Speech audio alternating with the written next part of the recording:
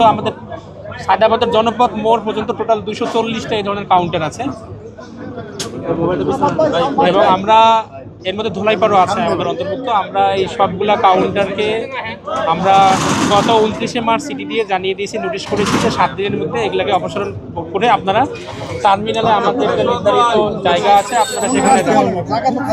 আমাদের সাথে আসলে গতকাল আমরা এই বিষয়ে মিটিং করেছি এবং আজ থেকে আমাদের যে অভিযান সেটা আমরা ইতিমধ্যে শুরু করেছি এবং এটা চলমান থাকবে। আমরা পর্যায়ক্রমে সবগুলা কাউন্টারকেই আমরা এভাবে সিলগালা করব। এগুলোকে শুধু সিলগালাই করবেন নাকি অপসারণ করে দেওয়া হবে? কারণ দেখা যায় যে এগুলো আবারও খুলে ফেলে না, এটা সিলগালা থাকলে এটা খোলার কোনো সুযোগ নাই। এটা যথাযথ কর্তৃপক্ষের মাধ্যমে তারা যদি আবেদন করে, তারা যেখানে আমরা দিতে চাই সেখানে তারা যাবে, মানে বাস টার্মিনালে যাবে, আমরা এটা খুলে দেবো।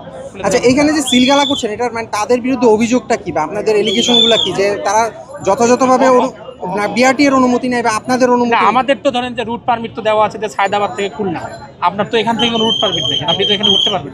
এখানে আরো অনেক ভায়োলেশন আছে, সেটা বলছি। ঠিক আছে, থ্যাংক ইউ।